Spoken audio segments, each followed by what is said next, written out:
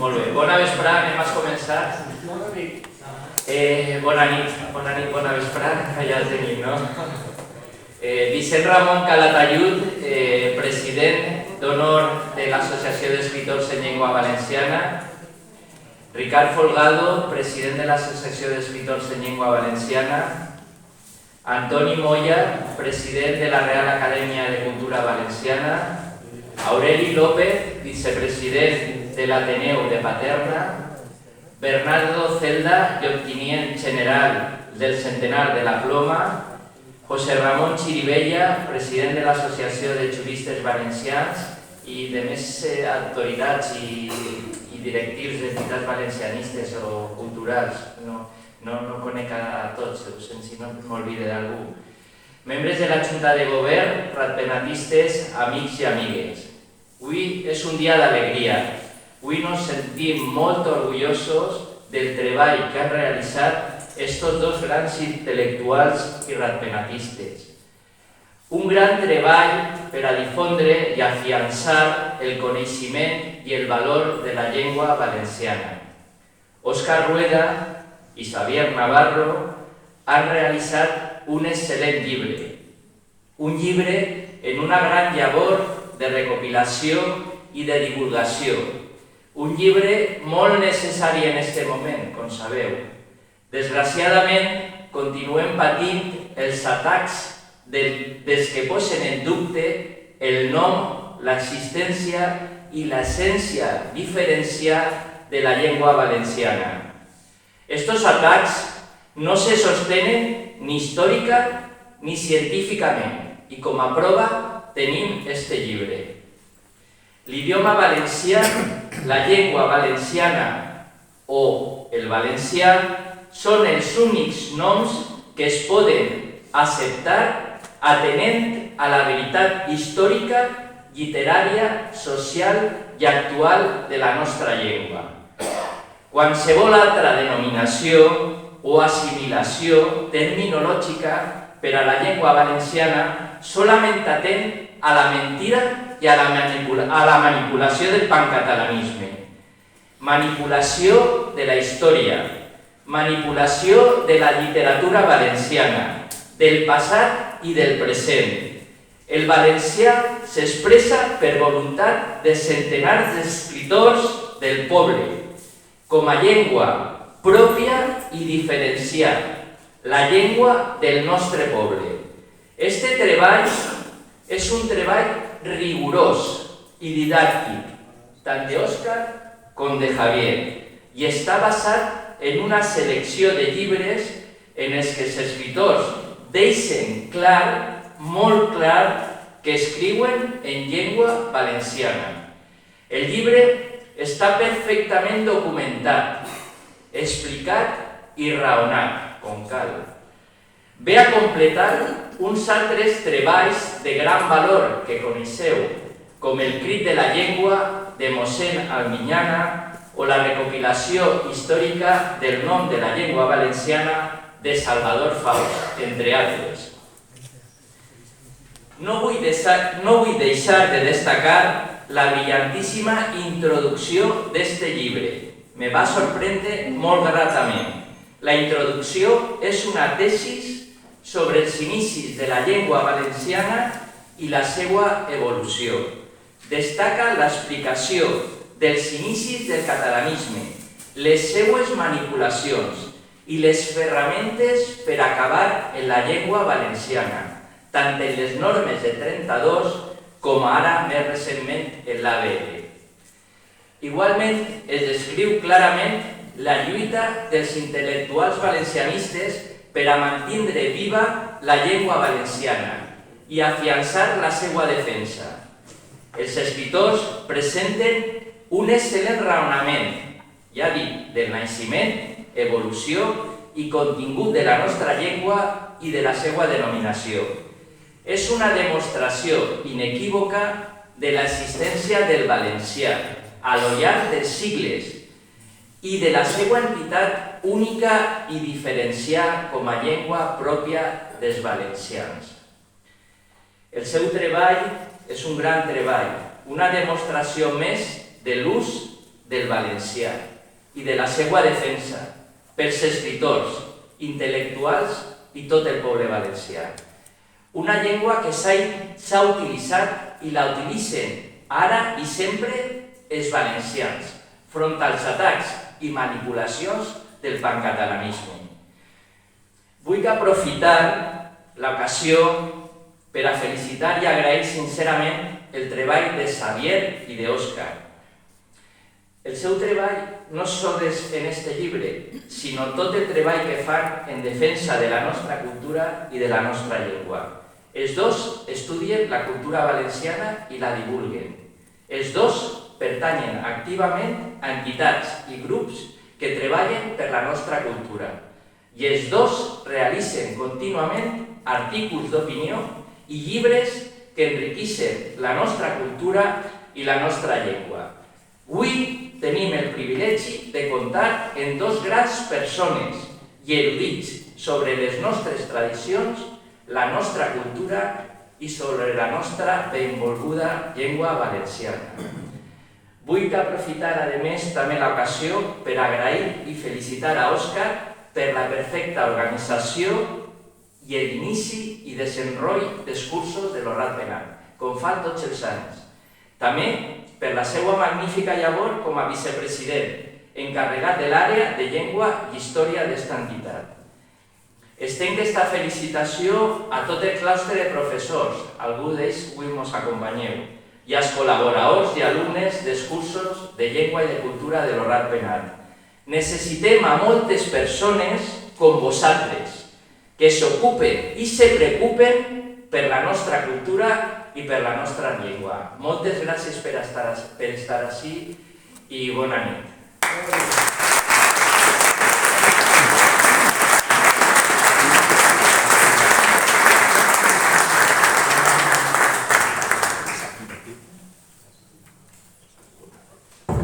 Bona vesprada. Lo primer de tot, donar-les gràcies a tots vosaltres per la vostra assistència.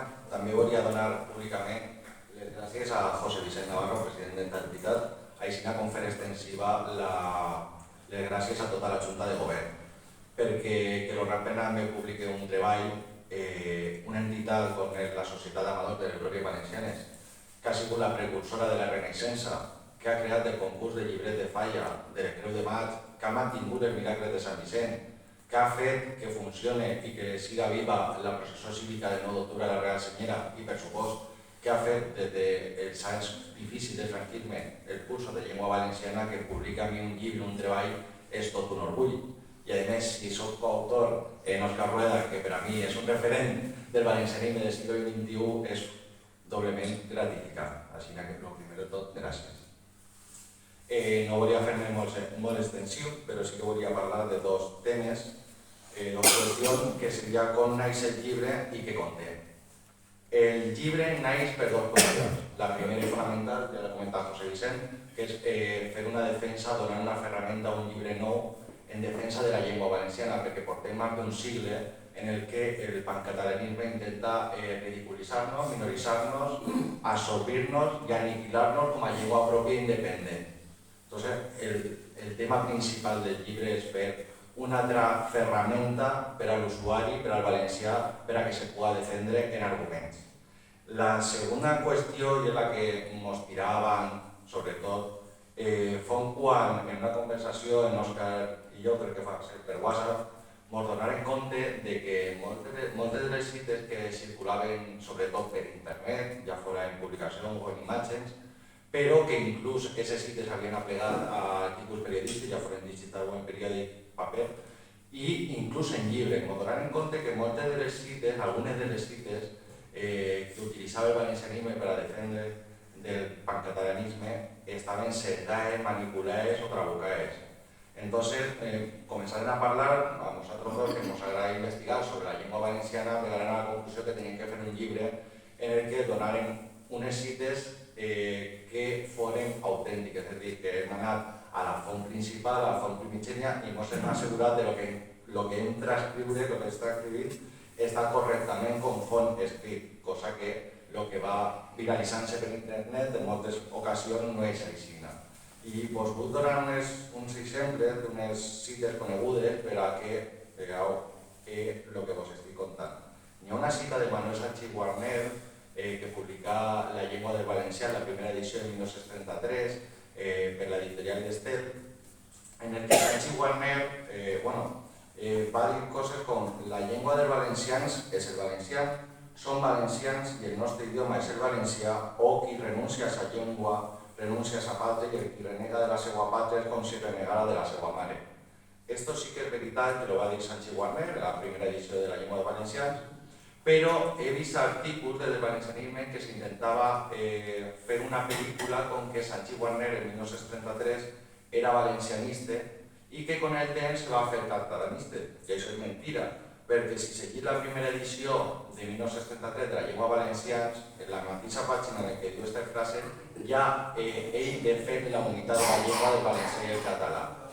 Això és una transversació que s'ha volgut fer per part d'alguna persona i que després s'ha anat difonent, perquè la gent normalment copia una cosa però no va a fons o llegeix el llibre sencer. Entonces, si tu llegis el llibre sencer te dones compte de que realment Sanchis Guarner, quan escriu la seva obra mare, ja aboga per la tesi catalanista. Sí que és veritat que en el temps se va radicalitzant, sí que en la primera edició parla dels fullanistes i els que ja estan cocinant, ja s'havien cocinat i firmat les bases del 32, que no deixen de ser el norme de l'Institut d'Estudis Catalans, sí que és veritat que se va radicalitzant, però ja aboga completament de tot el llibre la unitat de la llengua. Altra de la cita que vull parlar és una de Miquel i Planas, que és un bibliòfil i historiador català. En 1911 escriu el cançoner satíric valencià del segle XV i XVII, i aquesta cita sí que està en el llibre i podeu comprovar realment el que va dir, perquè és una cita, en aquest llibre Miquel i Planas parla de que si a la llengua catalana se le lleva el siglo d'or valencià, realment el català no té literatura fins a la Renaixença. Sí que ho va dir, però clar, no fa molt en un llibre valencianista se va publicar una cita seva, esta cita, però trabucar i sesgar, perquè se va llevar les anotacions en el que feia referència a la unitat de la llengua o a la literatura catalana. Entonces, clar, una persona que ha llegit la cita sesgar se pot pensar que Miquel Planas defèn la singularitat de la llengua valenciana i no és així. Sí que és veritat que fa una reflexió molt interessant al dir que si se le lleva el siglo d'or al català se queda sense literatura, però, clar, llevar lo que no ens interessa tampoc no beneficia. Altre dels exemples que vull parlar, per exemple, el famós artícul La letra catalanista, que des de la transició s'ha dit que l'havia escrit Vicent Blasco Ibáñez. I la realitat és que fa un artícul que se publica en 1907 en el diari El Pueblo, el diari que va fundar Vicent Blasco Ibáñez, però que realment és un artícul que no està firmat, és anònim. En 1907, quan se publica Vicent Blasco Ibáñez ja no és director del Pueblo, i tots els erudits blasquistes i entesos sobre aquest tema han arribat a la conclusió de que, segons conforme està escrit, segurament siga de Félix Asati. Però, clar, des del valencianisme de la transició hem anat repetint constantment que és article de Vicent Blasco Ibáñez. Hi ha artículos de Vicent Blasco Ibáñez en el Pueblo anteriors en el que critica obertament al nacionalisme català i al basc, però justament aquest article segurament no siga seu. Entonces, citar de forma literal que és de Vicent Blasco Ibáñez penso que és molt atrevit. Després, per exemple, n'hi ha altra cita que vaig a llegir que supuestament és de Vicent Blasco Ibáñez. El valenciano procede del sustrato ibérico común a todas las lenguas desde el sur del Ródano hasta Alicante. Son escasos los catalanes que llegaron con Jaime I, por lo que el siglo de oro de las letras valencianas a los 100 años de la Reconquista no puede ser influencia de las letras catalanes, solo conocidas a partir del siglo XIX. Bueno, esta cita s'ha viralitzat per internet, en publicacions, en imatges, i resulta que jo he estat investigant a veure si trobava el llibre o l'article periodístic on podia estar i resulta que no està. Resulta que aquesta cita, que s'ha fet viral per internet sobretot, prové d'una contraportada d'un llibre de Lliso Genovés que se llama El siglo d'oro valenciano, en el que la contraportaba esta frase, que seguramente sea de Lliçó genovés, y un saguey de la República en el retrato de Vicent Blasco Ibáñez, con lo cual algú va interpretar de que per estar el saguey y la frase Valls era de Vicent Blasco Ibáñez y se anat copiant, i és una frase que suposadament és de Vicent Blasco Ibáñez i no és. Però jo crec que la cita que més me toca el cor i en la que ja pense que en Òscar Ibarri tenim que fer-lo ja, és una cita que havia escoltat moltíssimes voltes i quan vaig a plegar al llibre original i el vaig llegir dic, no pot ser. Resulta que la cita de Miguel de Cervantes que apareix en el treball pòstum que publica una intèrpret de la seva amor, Los trabajos de Persíles y Sigismunda, de 1617, n'hi ha una frase famosa que s'ha repetit fins a la sacietat en el valencianisme, que és la valenciana graciosa lengua con quien solo la portuguesa puede competir en ser dulce y agradable.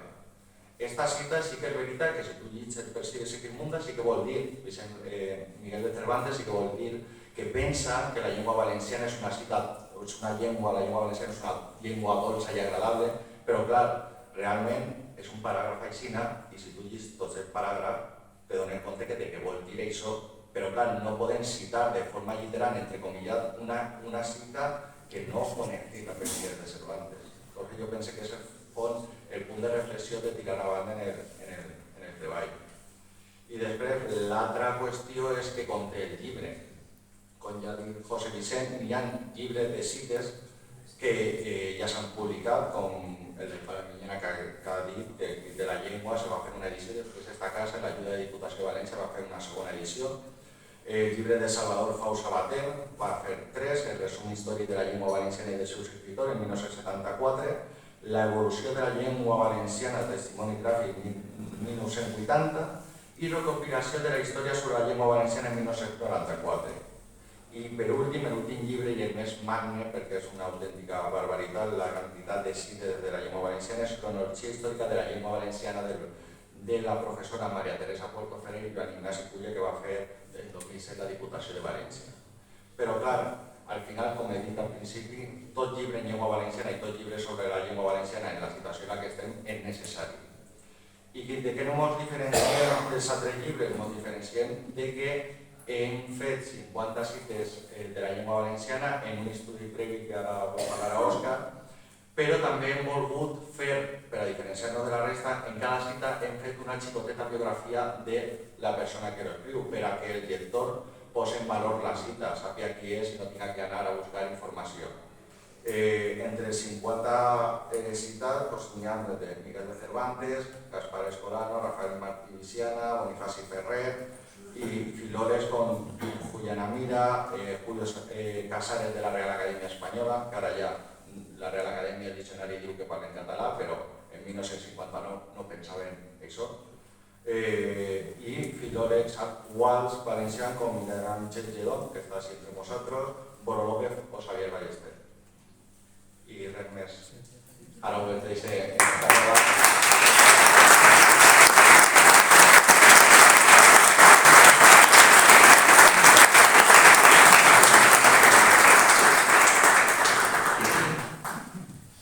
Moltíssimes gràcies, Javi. Moltíssimes gràcies, José Vicente, per les teves paraules. Jo també vull agrair fondament a l'Horrat Penat que hagi editat aquest llibre que hem preparat. Jo crec que portem anys. En la idea, inclús algun que hace anys més, això ja tenia cert recorregut. I al final l'Horrat Penat, que és la mare del valencianisme, així s'han covat, com ha comentat el president, les principals iniciatives que d'alguna manera defineixen la personalitat valenciana actual o que han recuperat coses que si no hagués sigut per l'Horrat Penat avui hagueren desaparegut. I navegant entre aigües sempre complicades i prenint decisions, i quan se prenen les decisions, la veritat és que són difícils de prendre, però així està l'Horrat Penat des de 1878 en el mateix esperit fundacional de defendre el valencià, la llengua, la cultura valenciana, i defendre-la per damunt d'ideologies. Al final és una idea que ens uneix a tots els valencians, la defensa de la nostra identitat, de la nostra manera de ser I això ha sigut i serà sempre el leitmotiv de l'Hogar Penat. Així que el meu agraïment a l'Hogar Penat i en especial a José Vicente, al president. Moltíssimes gràcies. Un plaer sempre treballar amb Javi, en això i en moltes altres coses. Sempre estem maquinant.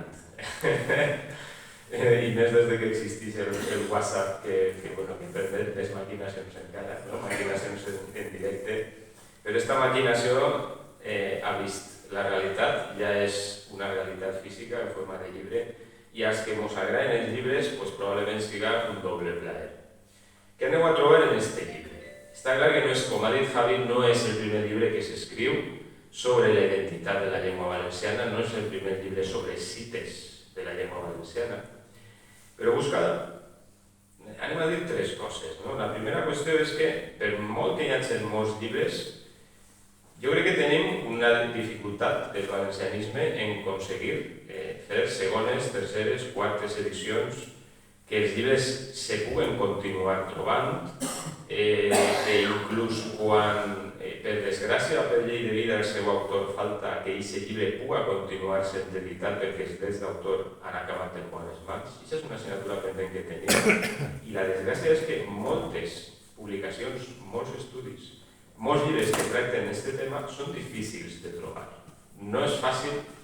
Moltes de les coses que comentem així, ara internet facilita prou les coses, però sobretot els estudis contemporanis que s'han fet sobre la llengua valenciana, com tenim la dificultat de la censura oficial, perquè altres sí que tenen camins oficials que permeten donar aquesta publicitat que nosaltres necessitem i que no acabem de trobar, i un llibre que a més estiga pensat de cara al gran públic, perquè un altre hàndicap que tenen molts d'aquests estudis és que en la seva altura intel·lectual, en aquesta filologia científica o historiografia, són difícils tal volta de llegir per un públic mig. I el que buscàvem és que fos un llibre senzill de llegir, que les 50 cites foren com 50 pignoletes, ara que està molt de moda això de fer llibres de pignoletes. Nosaltres n'havem oblidat ja algun en l'editorial, que puguen ser llegides fàcilment i que aquestes cites, a més d'haver sigut contrastades perfectament per evitar el que ha explicat Javi, que no sempre tot el que corre per ahí és veritat, i això, en certa manera, ens lleva prestigi, perquè hem de ser rigorosos en tot el que diem.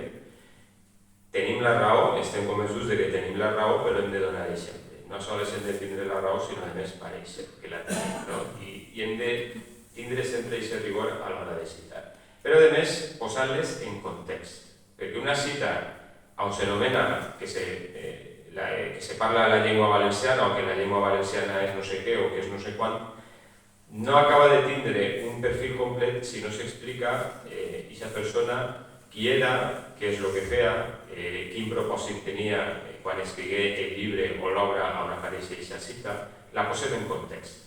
I, a més, un context que va passant de manera cronològica, perquè les cites estan ordenades cronològicament des de la primera, en el segle XII, en una cita d'Incuclaris, on se parla de l'alxamia de València, referint-se als romans, que se parla en aquesta terra a l'entorn de 1105, i que és la primera mostra de romanitat específica en les nostres terres, perquè aquí està clar que vingué en els romans, que els sigles poquet a poquet deprengueren el llatí i abandonaren la seva llengua autòctona, que per a fer-ho curt era pareguda a l'euskera, tenia moltes concomitàncies en l'actual euskera, podrien fer-se molts debats en els que no vaig entrar, però la realitat és que, sobretot a partir de l'època dels visigots, així ja només se parla que és el llatí vulgar, que té un substrat, que el modifica de manera distinta que el substrat que potser podrà parlar-se en l'actual França o en l'actual Portugal, i això provoca la diversificació del llatí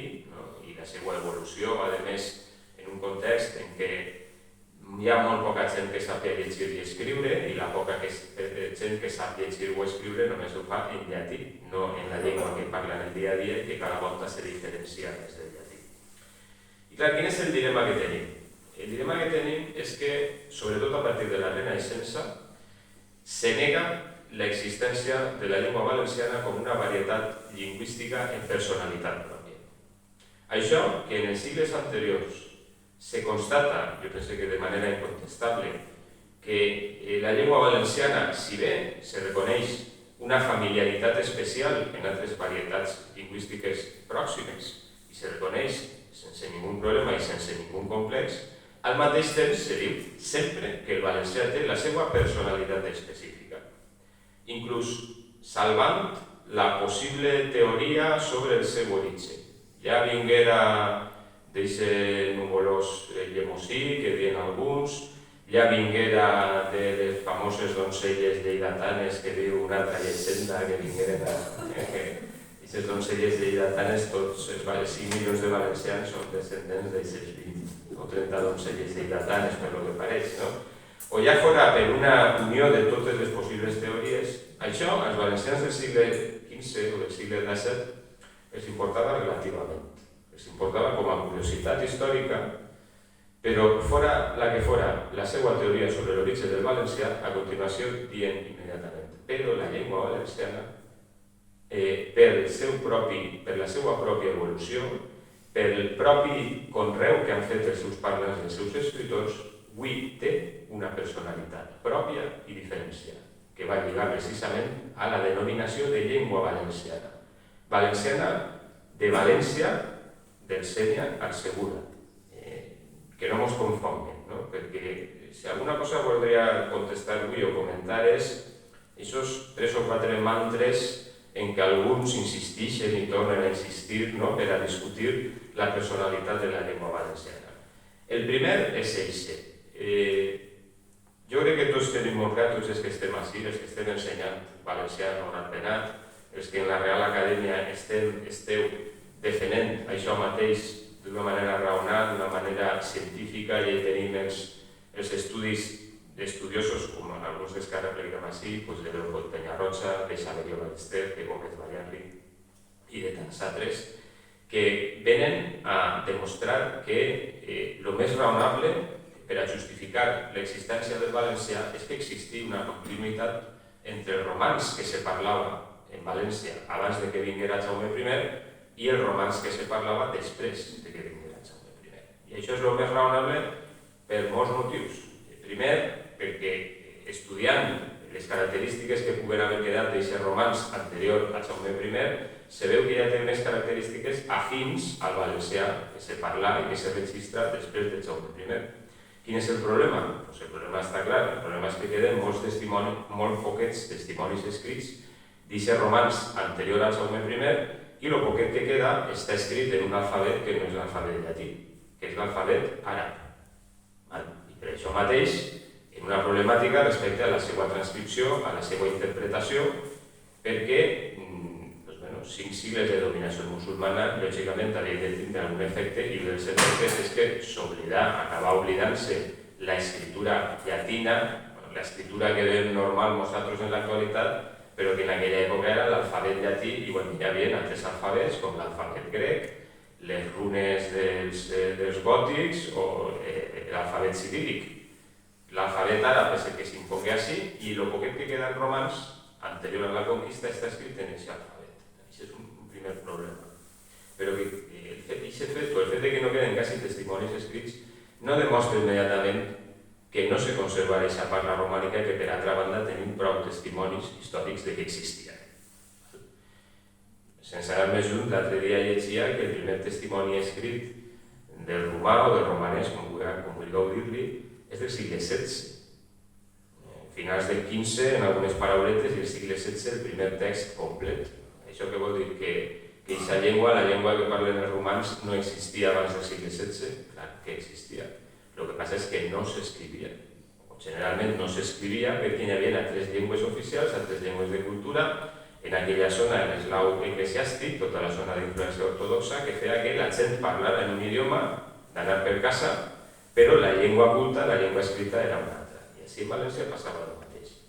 Però jo crec que és més definitori encara, sent tot això important, és més definitori encara que tots els censos, els documents que parlen de repoblació, que certifiquen l'origen real, no imaginat o supost, l'origen real constatat, anotat perquè se diu que fulanito de tal ve de tal puesto, en ningú d'aquests registres, que siguin els llibres del repartiment, els els aveïnaments del segle XIII o del segle XIV, se veu una majoria de gent que provinguera de Catalunya, i si provenia de Catalunya, provenia més bé de Barcelona i de Girona, que són llocs que no parlen tan paregut a nosaltres com pugui ser de Lleida o de Tortosa. És a dir, que tampoc per ahir trobem molt de trellat. Al mateix temps s'obliden altres aportacions demogràfiques igual o més importants, com pugui ser l'aportació aragonesa. S'ha de recordar, a més, que els aragonesos en aquella època parlaven majoritàriament en aragonès, que no és castellà. L'aragonès és una llengua romànica que a nosaltres ens sonaria com una mescla de valencià i castellà des del nostre punt de vista valencià, però no és més que una transició entre una varietat i una altra varietat, una varietat intermitja que actualment pràcticament no se parla, només se conserva en algunes zones dels Pirineus, i per això no la tenim en ment, però en aquella època la majoria dels aragonesos parlaven en aragonès. I aquest component que avui s'oblida és un component igual o més important que els no massa abundants catalans que podrem vindre després de la conquista de Jaume I. Però el que jo crec que és definitori és fer una deducció a la inversa.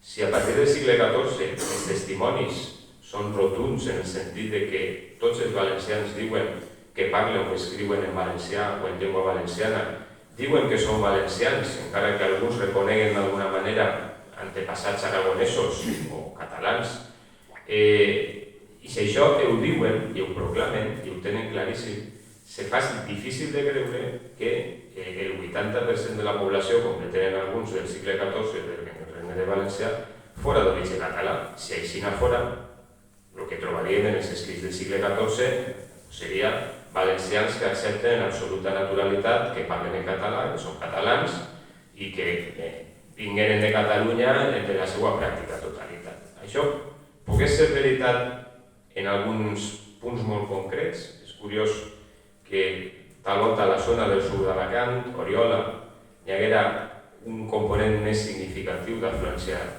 de catalans, perquè així ho diuen certes cròniques. Això de totes maneres tampoc ha servit per a que en Oriola avui se parli valencià. Se parla valencià antigament fins al segle XVIII, però avui no se parla valencià. I això és una altra qüestió que també m'agradaria deixar clar. La distribució de llengües que hi ha en el Regne de València, entre valencià i castellà, no té com a origen la conquista i la repoblació, suposta majoritària o minoritària després de Jaume I. Té com a origen l'expulsió dels moriscs en el segle XVII i, en aquest moment sí, uns moviments migratoris prou importants que ompliren el buit que deixaren aquestes persones que van ser expulsades del regne i que, segons alguns estudis, suponien fins a 1/3 de la població. I aquesta frontera actual entre valencià i castellà se conforma en aquest moment, perquè és precisament en aquestes zones interiors de València on més població morisca existia, on més buits se queden aquests pobles i on en alguns casos, pobles i zones on s'ha constatat que se parlava valencià més antigament, com Elda, com Asp i Montfort, com molt probablement la Foia de Bunyol, com la Vega Baixa, encara que la Vega Baixa del Segura té també altres components poblacionals posteriors que van lligats a epidèmies, que deixen la comarca pràcticament despoblada, però la distribució actual entre valencià i castellà en el territori valencià, per molt que ens encaboten alguns, no té com a origen la conquista i la repoblació del segle XIII. Té com a origen aquesta situació d'expulsió d'una part importantíssima de la població valenciana, molts d'ells, per cert, valencià parlants i que continuaren parlant valencià en el nord d'Àfrica durant generacions, que és un tema també per a estudiar. I aquest moviment sí que se recorda en alguns casos, com per exemple les repoblacions que se feien en mallorquins, en alguns pobles de la Marina, que se recorden perfectament i se té perfecta constància de que això és així, se viu en naturalitat, inclús hi ha algun poble com Tàrbena on se conserva especialment aquesta tradició mallorquina. Però com un component més de la nostra cultura comarcal i sense que això posara en entredit o discutira una personalitat valenciana més que antiga i més que secular. Però insistisc, fora l'origen un, fora l'altre, foren tots fora cap d'ells i un altre que se mos escapa a tots. A partir del segle XIV, tots els valencians proclamen la seva valencianitat, la valencianitat de poble i la valencianitat de llengua. I en això mos tenim que quedar tots, perquè a vegades mos encabotem en certes discussions en les que pareix que al final acabem donant la raó en alguns arguments quan no deuríem. El valencià és igual de valencià, naixquera com naixquera i vinga d'on vinga. Que aquesta continuïtat per a nosaltres està més que demostrat, ho està. Que la identitat valenciana no se podria explicar sense un fort component preexistent en aquest territori que conforma una part importantíssima de la nostra cultura, que una part important d'aquest nou regne està compost per persones que ja vivien així abans de Jaume I, que o bé eren cristianes o àrabs en un xicotet percentatge de la població, o bé musulmans o judeus que acaben convertint-se al cristianisme, que també parlen romans i que s'integren amb facilitat en les noves estructures del regne cristià, inclús en molts casos prenint llinatges supostament catalans o aragonesos perquè els seus padrins, quan se bategen, són d'origen català o d'origen aragonès, doncs també.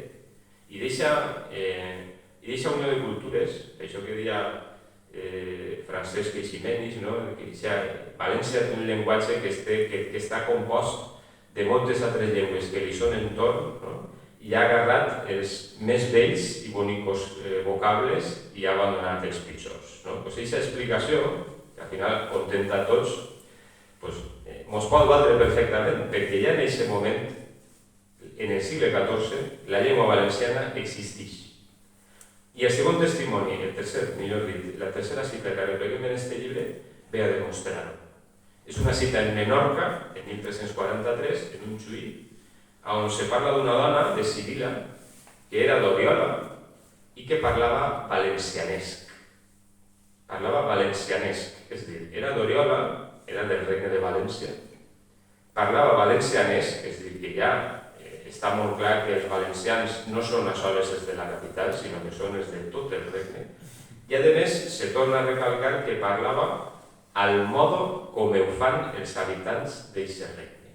És a dir, que tampoc és un terme que s'utilitza de manera sinònima, com pretenen alguns, a català o a llengua catalana, sinó que està explicitant que la varietat lingüística que se parla en el Regne de València pels valencians, que són tots els habitants de Vinaròs a Oriola, té unes característiques pròpies que fan que en Menorca, que teòricament se parla una cosa pareguda, els identifiquen en 1343 com a valencians, com a persones que parlen valencianesc. Clar, això contradiu absolutament una teoria segons la qual el 80% dels habitants d'aquest regne de València eren catalans. Com podien ser catalans si ja parlaven d'una manera distinta i a més està molt clar que aquesta manera distinta se diu valencianesc, blanc i en botella. I a partir d'ahí tenim una sèrie de sigles on de manera clara, de manera diàfana, jo sempre dic que soc un pesat, com si pensaren o tingueren por que en algun moment se discutira que el valencià és una llengua i que el valencià ha existit alguna volta, tots els escriptors insisteixen, escrit en llengua valenciana, traduït a la llengua valenciana, l'he tret en llengua valenciana a pesar de que uns altres l'hagin tret en llengua catalana, com fa Antoni Canals en 1395. Una data tan antiga com 1395. Autors que no són valencians, que són de fora i que també reconeixen aquesta realitat, com Juan de Valdés, que ja en el segle XVI parla de les 4 maneres de parlar que hi ha en la península ibèrica i una d'aquestes 4 maneres és la valenciana. Com contrasta això en els llistats de llengües que mostraven ara en el Congrés dels Diputats o quan el ministre Álvarez va a Europa, el català, el basc, el gallec, l'asturià, l'aragonès, l'aranès, totes les llengües del món i moltes més, però el valencià mai apareix. I aquesta sensació d'injustícia que tenim, aquesta sensació de cansament, d'agotament que tenim tots els valencianistes, tots els que defensem la nostra personalitat lingüística, és evident, però no devem de fallir, perquè la història està del nostre costat. Quan es comença a discutir aquesta història? Indubtablement a partir del segle XIX. Fins al segle XIX, nosaltres hem sigut de tota la família de llengües mediterrànies d'esta zona, de la Mediterrània occidental, en aquestes relacions polèmiques però evidents que també tenim en el provençal o el llemosí, encara que sigui una relació històrica, una relació literària, una relació purament sentimental, però relació al cap i a la fi a través de la literatura trobadoresca. El valencià és la varietat lingüística en més prestigi. Els catalans, quan escriuen, el poquet que escriuen, ho fan imitant el valencià. I a més ho reconeixen. Repleguem una altra cita d'Andreu Bosch, un català del Rosselló, que ve a reconèixer això. Per una banda diu, en el seu xovinisme català, que el valencià és una llengua viciosa i que s'ha d'evitar, però al mateix temps reconeix que els catalans de tots els temps han procurat imitar el valencià, perquè el valencià és l'única varietat lingüística, si deixem de banda l'antigor dels trobadors del segle XII o del segle XIII, l'única varietat lingüística, posteriorment, a la qual posteriorment s'afixa el castellà, l'única varietat que ha tingut un sigle d'or literari en figures d'excepció, a més en gèneres literaris novedosos com la novel·la, en el cas de Tirano Blanc de Martorell, i això és una referència per a tots. Però arriba la Renaixença i encara que els primers símptomes de renaixement, després de tota aquesta decadència i del remat que per a la llengua valenciana supon els decrets de nova planta i l'expulsió de la llengua valenciana de l'oficialitat, i aquesta renaixença que apareix més o menys de manera coetània en València i en Catalunya, inclús un poquet abans en València, se donarà una circumstància, i és que mentre que se recuperaran els Jocs Florals, el certamen literari, se recuperaran tant en València com en Catalunya simultàniament el mateix any, mentre en Catalunya no deixaran de celebrar-se, en València passaran 20 anys sense que aquests Jocs Florals se celebren. És a dir, en una època en la que òbviament no existeix internet, no existeixen mitjans de comunicació com avui els podem entendre, l'escola és encara una escola de les minories que se la poden permetre, la majoria de la gent és analfabeta, no sap llegir, no sap escriure, però és rotundament valencià parlant en totes bandes, inclús en les grans capitals. Hi ha 20 anys on els literats valencians, si volen anar a un concurs literari, tenen que anar a Catalunya, perquè en valencià no n'hi ha. I encara que 20 anys més tard apareix aquesta entitat, el Gat Penat, i en 1879 se recuperen ja de manera definitiva aquests Jocs Florals i aquest certamen literari per a precisament promoure les lletres valencianes i que ja no deixaran de celebrar-se excepte casos excepcionals, que no anem a tornar a relatar perquè són molt sabuts. Clar, això, què provoca? Provoca un contacte obvi entre literats valencians, catalans, mallorquins, també provençals. Ahí tenim el cas de Frederic Mistral, que era molt amic personal del nostre Teodor Llorente. I junt a aquest contacte fraternal es comença a veure en Catalunya una reivindicació que va més enllà de lo literari, que es comença a tindre una caent política. Mentre que en València això costarà més d'aconseguir. De tal manera que, quan arribem a principis del segle XX, Catalunya ha recuperat no sols l'ús social del català, sinó que a més ha aconseguit construir una literatura potent, no sols en poesia, sinó també en novel·la, en teatre, en tots els gèneres literaris. I així, encara que hem aconseguit coses prou importants, per una banda ens hem quedat a meitat de camí, per una altra banda no ens acabem de posar d'acord entre dues tendències, una que volem ser molt culta i volem recuperar lo autènticament valencià, cau massa voltes en lo arcaic i cau de rebot en la imitació del català o inclús en ocasions del provençal, i per una altra banda una altra tendència que buscant arribar lo màxim al poble cau en l'anarquia, cau en la castellanització, cau en que cada un escriu com li dóna la gana. De tal manera que no aconseguim posar-nos d'acord en un tema que hauria ser central per a un poble com és la normativització de la seva llengua.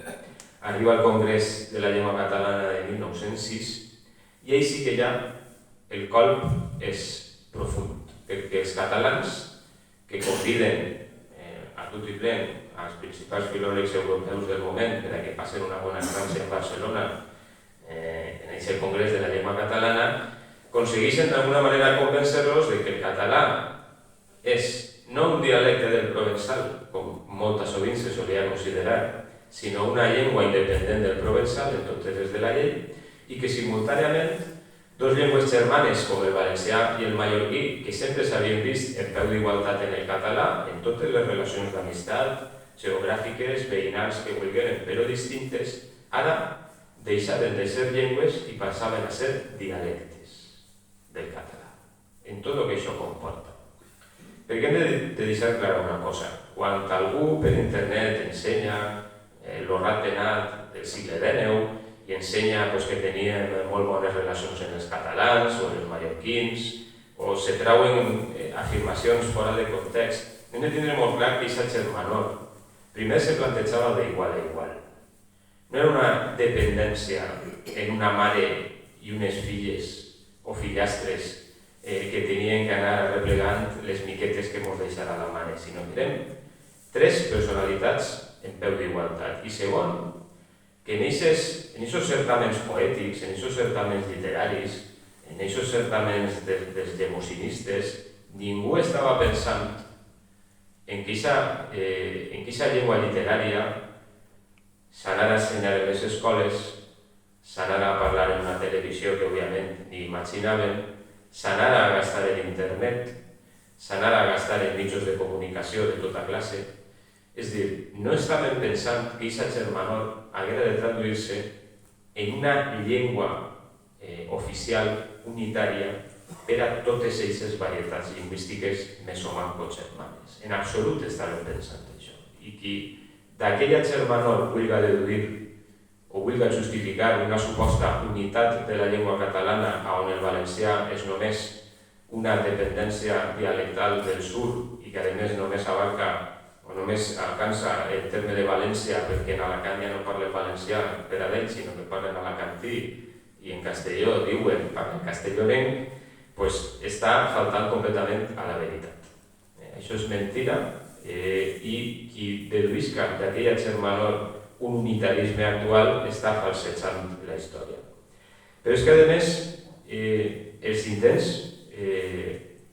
continuaren per part valenciana intentant construir una llengua literària en aquell moment, una llengua estàndard, diríem en l'actualitat, que servira de referència. Ahí tenim l'esforç del pare Fullana, del nostre filòleg de referència, que en 1914, altra volta el ratpenat en els locals, en aquella època en la plaça de Manises, en una sèrie de reunions públiques on la gent debat i argumenta, s'acorden unes bases ortogràfiques per a la llengua valenciana. Les bases de 1914. Molts de vostès hauran sentit parlar d'elles perquè són entesos en el tema. Però si eixim al carrer i preguntem per les normes de 1914, igual per les normes del 32, famoses, algú o molta gent li sonaran alguna cosa, però i les normes del 14? Eixes són les normes del consens, d'un consens públic debatut, a més en referències en els periòdics, respecte als avanços en aquest consens. Així, per exemple, tenim a Juli Moreno, que ha estudiat aquest tema i que ha indagat en com s'estan en aquestes bases i aquestes normes del 14 i que després serviren per a l'edició de la gramàtica de 1915, que fou el primer treball científic del Centre de Cultura Valenciana, avui Real Acadèmia de Cultura Valenciana. Per tant, no ens estem inventant res. No és una cosa dels polítics actuals, no és una aberració científica, com diuen alguns, és a dir, és un recorregut històric que té un sentit i una raó de ser.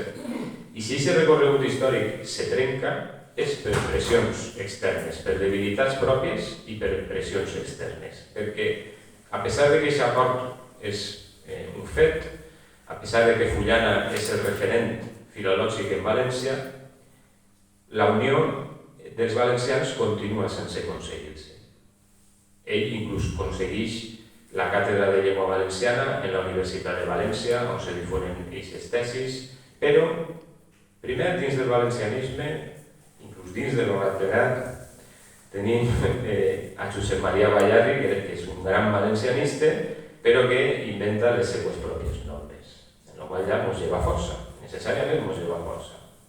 Uns altres no necessitaven de ningunes normes perquè no necessitaven usar el valencià d'una manera culta. Ja tenien el castellà i en el castellà tenien prou. I la immensa majoria dels partits polítics majoritaris en aquella època no tenien massa interès en una normalització social de la llengua valenciana. I en tercer lloc, cert sector jove que estudia en Barcelona ja anava imbuït d'aquesta ideologia catalanista expansiva que a principis del segle XX, a través de la burguesia catalana, es començarà la seva estratègia d'expansió que continua en l'actualitat. Arribarà a 1932, en aquesta situació en la que no acabem de posar-nos d'acord, per múltiples motius, apareixen aquestes bases del 32 que són una adaptació de les que sí que havien aconseguit pactar els catalans. Els catalans estaven en el segle XIX igual o més dividits que nosaltres en quant a qüestions de normativa. Però ells sí que van aconseguir arribar a un acord. Ells, entre les normes de Pompeu Fabra, que per cert no era filòleg, que era enginyer, que està molt bé que sigui enginyer, jo també soc enginyer, però quan alguns diuen que només els filòlegs poden opinar de llengua, el primer que tindrien que dir és que les normes del català contemporani estan fetes per un enginyer. Mentre ell sí que aconsegueix aunar a tota la societat catalana, perquè al final de lo que es tracta és de defendre el català i no val la pena discutir sobre si s'escriu I llatina o I grega quan va a sonar igual quan estem parlant de la conjunció, perquè catalans, un dels majors debats era si escriure I en I llatina o en I grega parlant de la conjunció. Ells, això en 20 anys ho tanquen, en els anys 30 els últims discrepants accepten les normes de l'Institut d'Estudis Catalans, però així continuen. Apleguen les bases del 32, en aquest cas un acord privat, una sèrie de persones que s'ajunten, que diuen que en esperit de concòrdia hi ha que fer una cosa provisional i en aquest context de provisionalitat se té que acceptar perquè això s'anirà millorant i s'anirà completant. A l'Oratpenat no el conviden.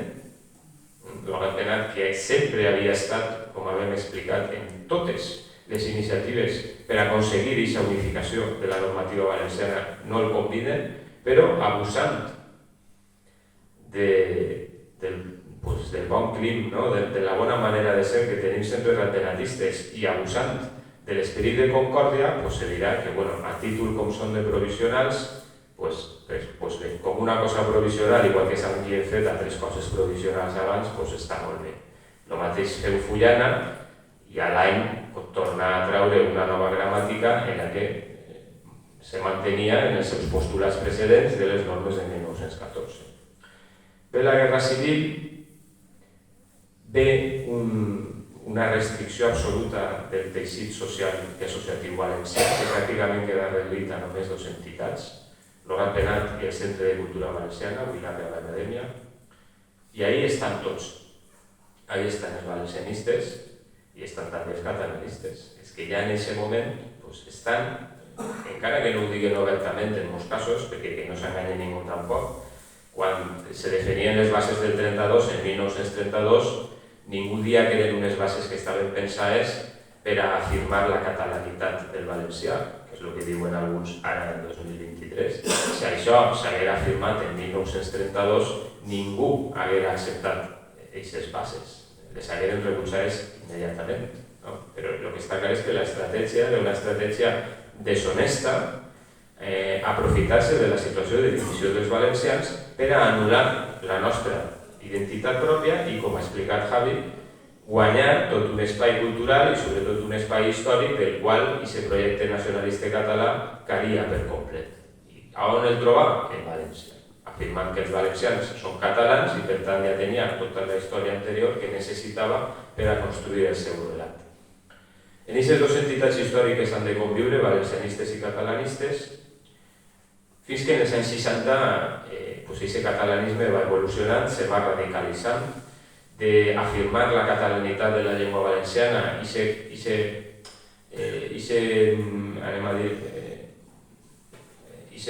aquesta construcció o aquest relat que, com havem dit, apareix a finals del segle XIX o principis del segle XX, se passa també a negar l'existència dels valencians com un poble diferenciat, a afirmar la catalanitat del propi poble valencià i aquest futur desitjat que explicita Joan Fuster en nosaltres els valencians, i a més ho diu clarament, que el futur millor que poden tindre els valencians és ser només de la nostra comarca i catalans.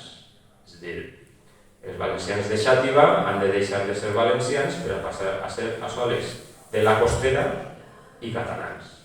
I aquelles comarques de tradició lingüística castellà parlant tenen el seu futur esplendorós anant-se'n a Aragó, anant-se'n a Castella o anant-se'n a Múrcia, on es tractaran segurament molt millor que els catalans de la costa, que som nosaltres els que estem a Sydney. Clar, era necessari que passara el que passava. Nosaltres dos, i tu quasi, ja hem nascut després d'això. Però davant d'aquesta situació, què anaven a fer els valencians? Rebel·lar-se. Valencians, potser en un coneixement intel·lectual no suficient, perquè l'ensenyança d'aquella època, tot el que fora valencià quedava absolutament fora de l'ensenyança oficial. El que poguera saber la gent de València ho sabia per la seva tradició familiar, perquè algú li havia deixat un llibre o perquè havia vengut a lo ratpenat i estava en contacte amb els ratpenatistes, que eren els que mantenien la flama de la valencianitat. Però ells sabien que això no podia ser, que això no encaixava, que això era mentida.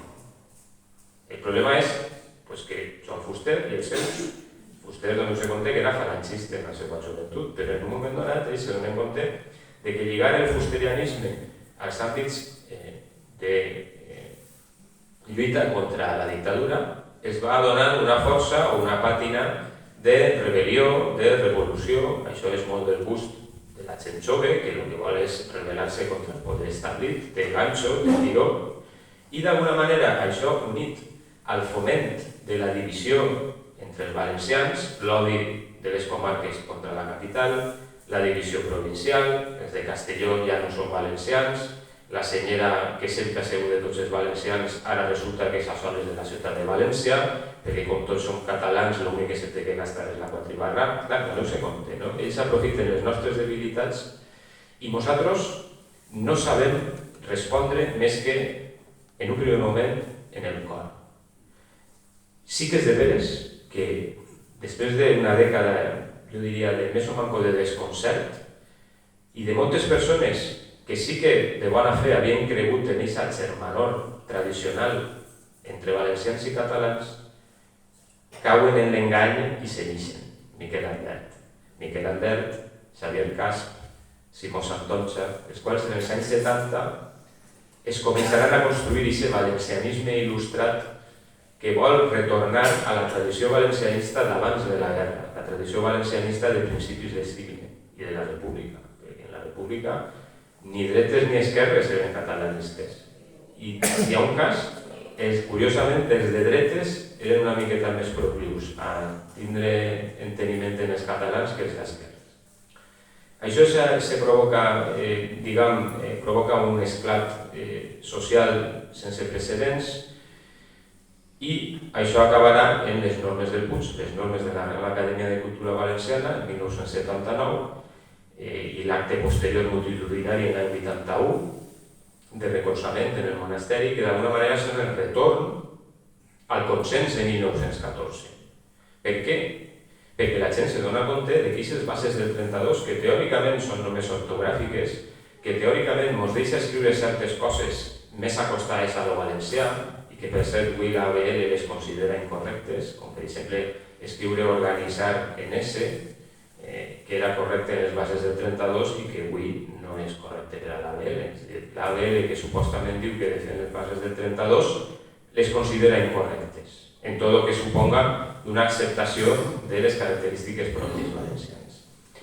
Aconseguim l'oficialitat, l'ús oficial a través de la nostra consellera Ampar Cabanes. Aconseguim que el valencià, després d'uns primers intents pioners ja en l'any 75 en les escoles de la ciutat de València, gràcies a l'alcalde Miquel Ramon Izquierdo, que això passi a ser també a nivell autonòmic, aconseguint que els titulats en l'hora penal puguen donar classe en valencià, però una situació política adversa a partir de 1982 farà que se mos retire aquesta oficialitat, una oficialitat que devien compartir ja en aquell moment en altres títols, els que donava l'Institut de Ciències de l'Educació, on se fa fort el catalanisme, quan veu que l'hora penal no té molt que rascar, se n'ix de l'hora penal, se'n va a l'Acció Cultural del País Valencià, però ells sí que tenen en aquest moment una postura de força en la universitat que aniran engrandint en el pas dels anys. I en aquesta situació ens estem movent els últims 40 anys. Tot el més jo crec que és sabut. Sabem quina és la situació actual. És una situació complicada, és una situació que des del punt de vista legal ens complica molt la vida, perquè el que fins a 2006 era possible, a partir de 2006 en el blindatge il·legal de l'Acadèmia Valenciana de la Llengua és molt més complicat. El que abans se podia resoldre en una majoria absoluta de canviar una llei, ara només se pot canviar en una majoria qualificada de les Corts, en una aprovació posterior d'aquesta modificació de l'Estatut pel Congrés i pel Senat. Imagineu-vos el Congrés i el Senat, conforme estan ara, no? I, a més, una aprovació en referèndum posterior en València, perquè és una modificació de l'Estatut d'Autonomia. Que siguem conscients del que tenim, no? Però això no mostra que llevar la força. Nosaltres estem defendent un dret. Estem defendent el dret a viure en llengua valenciana, com han viscut els nostres antepassats. Com a mínim, des del segle XIV, on ja la valencianitat és claríssima i indiscutible de manera diferenciada respecte a altres llengües del seu entorn, una valencianitat que indubtablement té les seues raïls sigles anteriors a la conquista de Jaume I, i una valencianitat que existeix perquè nosaltres com a valencians volem que existisca i volem que continuï existint. I aquest dret no ens pot ser negat. Ens el podran negar 4 anys, 8 anys, 20 anys, però mentre hi hagi un valencià, o millor, mentre hi hagi milers de valencians que reclamen els seus drets, que reclamen el dret a usar la seva llengua i que siga una llengua normal, perquè és una llengua oficial de l'Estat i ha de tenir els mateixos drets que qualsevol altra llengua oficial de l'Estat, tenim esperança, perquè tenim la raó del nostre costat, per molt que hi hagi lleis que en aquest moment no estan recollint o no estan arreplegant com toca aquesta realitat. Per tant, este llibre és un llibre que té que moure-nos a l'esperança. 800 anys d'història no se poden borrar en 40 anys d'ignomínia. Això no és possible. Podran contaminar-nos, podran diluir-nos, podran acostumar els nostres joves a dir feina i a dir vacances. Però la feina i les vacances no fan una llengua. Una llengua és molt més que això. És una fonètica, és un lèxic, és una sintaxis, és una construcció de les frases, és un caràcter, és un conjunt de característiques que fan que el que parlem en València siga una llengua en totes les seues característiques, com ho és el català o com ho és el gallec, en una relació molt pareguda en el portuguès en la que nosaltres podem tindre en el català. I això ho han dit filòlegs de prestigi, historiadors de prestigi, persones de molt diferent ideologia, si n'arrepleguem unes quantes, persones que han reconegut aquesta realitat i que, per tant, ens tenen que donar la força necessària per a continuar reivindicant aquesta realitat fins que més pronte que tard, i esperem que siga pronte si realment els nostres responsables polítics actuals estan en aquesta línia, com han promès, i nosaltres en aquest moment no tenim més que demanar que el que han promès siga veritat, siga un fet, perquè insistisc, i no me vaig a fer més pesat, és reconèixer un dret. Els catalanistes, els valencians catalanistes, tenen tots els seus drets reconeguts perquè el català és una llengua cooficial de l'Estat, una llengua que compta en milions d'euros de recolzament i que d'alguna manera les dificultats que se puguen parlar, però té el seu futur assegurat. Els valencians que vulguin tirar per eixa via, que tiren per eixa via. Ells sabran el que fan, però nosaltres tenim que tindre la nostra via, la via valenciana. I eixa via valenciana és la que hem de continuar construint entre tots, i este llibre crec que ha de ser un granet d'arena més, sobretot de cara al gran públic, per a explicar per què la nostra causa valencianista no és un invent de fa 10 anys, no és un invent d'una ideologia concreta, no és un invent acientífic o analfabet o aberrant, com us diuen alguns, sinó que és una realitat que té que ser reconeguda en tots els àmbits. No me fas més pesat, moltíssimes gràcies a tots per vindre i espero que el llibre vos agradi.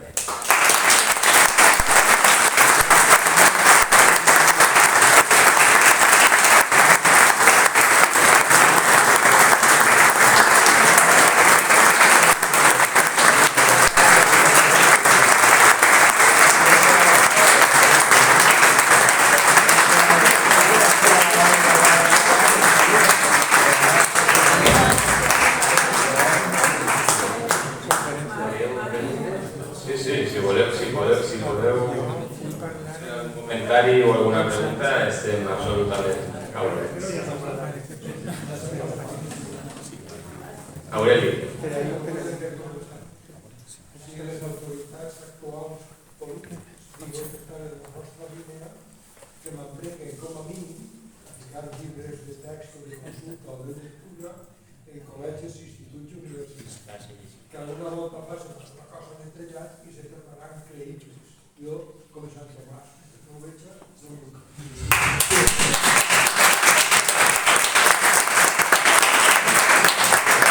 Bueno, això no va del llibre, però podem opinar, no? Pues sí, és tota la raó. Primer, en les biblioteques. En les biblioteques és molt més fàcil. Jo pense que estem obrint una línia on podem tindre, com ja passa en els anys 90 i principis del 2000, després d'unes dècades d'absoluta falta de sensibilitat cap a la nostra línia, pensem que això va ser una realitat. Quin és el problema de les escoles? El problema és que hi ha una normativa oficial. El que hi ha que intentar per tots els mitjans és que aquesta normativa oficial siga el més valenciana possible dins del seu defecte original o del seu pecat original, de que l'ortografia no és valenciana, l'ortografia és catalana, però si el lèxic és valencià, si el que ara diuen que és vulgar, ja per fi accepten que deixa de ser vulgar i completen gramàtica, diccionari, cosa que jo dubte prou, en moltíssimes més paraules que en aquest moment no arreplega la BL, doncs anirem per un bon camí. Però, simultàniament, hi ha una realitat que no se pot negar. Hi ha més de 1.000 llibres escrits en valencià des de l'any 79 en aquesta normativa que estem detenent així. Vora 400 autors han gastat i gasten aquesta normativa per la seva producció literària, sense comptar la gent del carrer que la gasta o que la gastem en el nostre dia a dia. I això, l'únic que té que fer la Generalitat Valenciana i l'Acadèmia Valenciana de la Llengua és ficar per escrit que això existeix i se reconeix oficialment. I que com existeix i se reconeix oficialment, s'ha d'ensenyar en les escoles que això existeix, se reconeix oficialment i hi ha escriptors que escriuen d'aquesta manera i que escriuen en bon valencià i que són valencians com el que més i utilitzen la llengua valenciana precisament per a que no desaparega i per a que continuï utilitzant-se a nivell literari. Això és el que és la llavor que tenim en aquestes visites que s'estan fent, en aquests contactes, que a més José Vicente, el pobre va, en general tots, intentant traslladar aquesta realitat a tots, perquè jo crec que vos sorprendria o no tant com certes persones que estan dins de l'administració desconeixen la nostra realitat. El primer és que la coneguen de primera mà i no per lo que alguns interessats els conten. I segon, digues. No estaria de més que el president de l'Estat actual i els que no ho sàpiguen entenguen que la primera normativa és el conseller de l'Educació en part o la nostra, que és l'oficial, anem a... Aureli, Això ho sabem, hi ha un decret de l'any 82 firmat per Amparo Cabanes, que va ser la primera consellera d'Educació, que va ficar la llengua valenciana en l'ensenyament. Sabeu que jo estic en el Consell Valencià de Cultura i ho he dit 1000 vegades, i l'ha proposat perquè li donen el Premi de la Generalitat, algo que li neguen, clar, és normal. La llàstima va ser que això se va decretar en l'any 82 i en l'any 83 va arribar el PSOE a la Generalitat Valenciana en Siscar i en tot el catalanisme, sempre conegau. Això ho saben i ho reivindiquem contínuament. O sigui que se pot fer perquè se va fer i tenim un estatut traduït en llengua valenciana i teníem una Constitució traduïda en llengua valenciana. És que això se coneix perfectament. A veure, voluntat política n'hi haurà, això és el que diuen, ja veurem si després ho fan. Però nosaltres estem peleant i lluitant perquè se defenga la llengua valenciana, que és el que vam prometre. ¿A vos te ha gustado hecho? Segur que sí. Alguna pregunta, algun comentari més? A veure. I la televisió i els mitjans de comunicació que... Es que vos anem a donar la raó en lo que diga hoy, no anem a estar en contra de vosotros.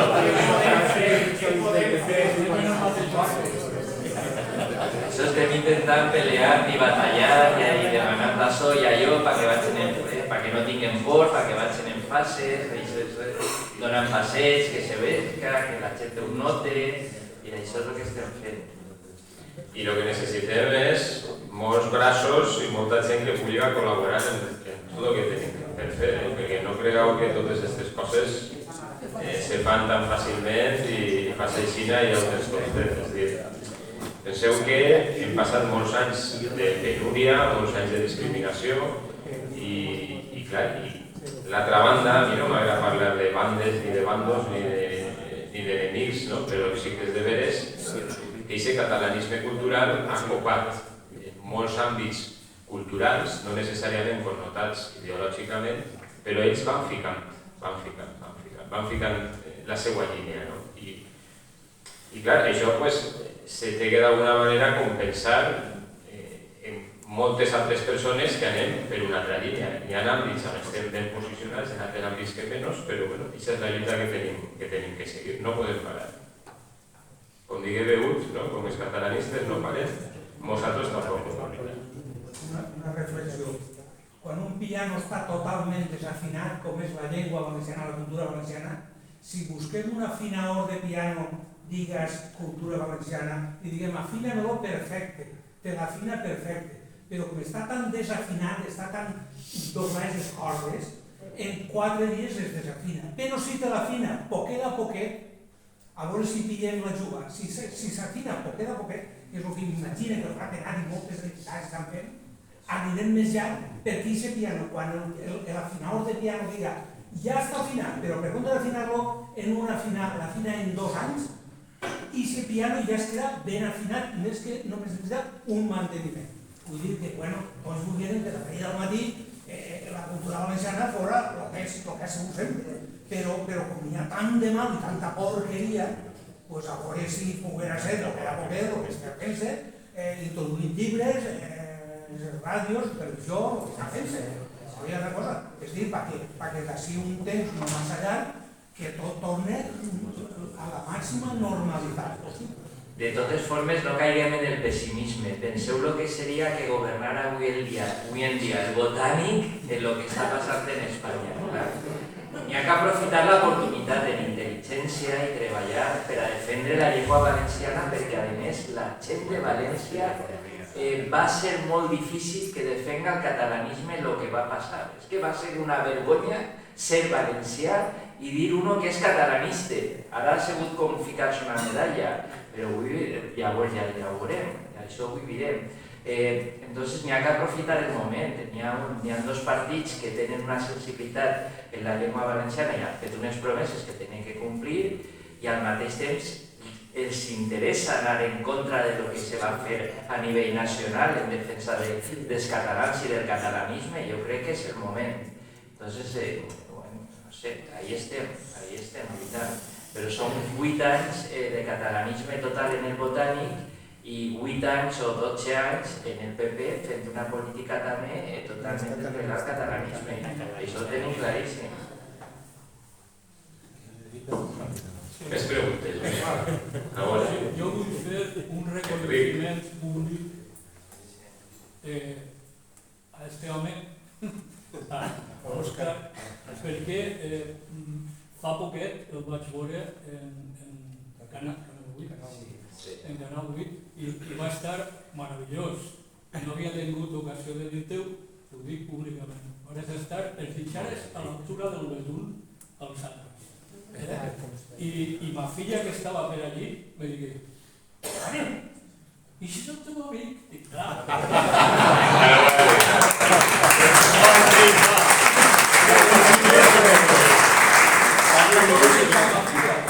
Encara no tens 18 anys. Pues mira, en ese debat, teòricament, en ese debat estaven els més fluixets de l'altra banda. És que d'alguna manera podrien entrar un poc a lo que estem defendent, no? Perquè, clar, és que és complicat. O sigui, nosaltres siguem realistes. No, però tu donares un testimoni, perdona, Sí, sí. no te facis de menys, Que no, que no.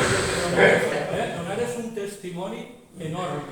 I a més jo volia que parlara el vicedirector general perquè contara que no Va ser, que va ser interessant. I feres que els baus entraren, els baus que tenies allí van entrar al teu xoc, i va estar molt bé. Ahí, bueno, els baus que hi hagueren allí, pues... Jo crec que en el fondo, vull pensar, perquè igual soc massa bona persona, vull pensar que en el fondo estan amb nosaltres, però les circumstàncies s'han dut per el mal camí. En la mida en què aquest mal camí el vulguin refer, pues se podrem encontrar en un mateix camí i si no, pues no s'encontrarem en un mateix camí, però com a mínim tindrem que conviure, perquè fa 100 anys no hi havia catalanistes en València, pues no hi havia gent que pensara d'aquesta manera. Ara n'hi ha, pues és la nostra desgràcia. Però bueno, i perdoneu que siga tan franc, o sigui, jo després de fer una cervesa amb una persona que pense d'aquesta manera i no tinc ningú problema, però és que és una manera de pensar que no puc entendre ni comprendre. Encara que faig olor a...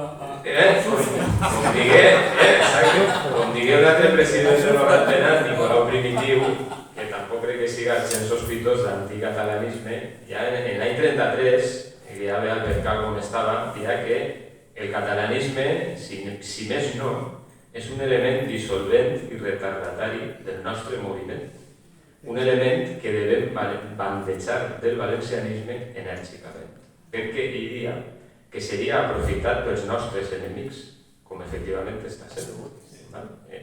Nicolau Primitiu per mi és una figura excepcional. Ell tenia unes teories molt curioses en alguns casos, que tampoc podem compartir, però una persona que tenia una visió molt llarga, no? Era una visió molt matisada, i ell en l'any 33 se dona compte d'això, una persona que no era en absolut anticatalanista. Jo crec que no es tracta de ser anticatalanistes, es tracta de ser valencians i valencianistes. I els catalans són uns veïns que tenim, com tenim els veïns d'Aragó, els veïns de Múrcia o els veïns de la Manxa. Cada un està a casa i diu la de tots, i així n'estarem tots bé. I ahí està la línia, i bueno, veurem què és el que aconseguim, parlant s'entens. Òscar, donar testimoni sense complexes, que és el que jo vaig veure que tu transmeties. Bé, home, ahí està. Jo te pregue que no deixes gràcies, moltíssimes gràcies. Sempre que puc. A veure, més preguntes, més comentaris?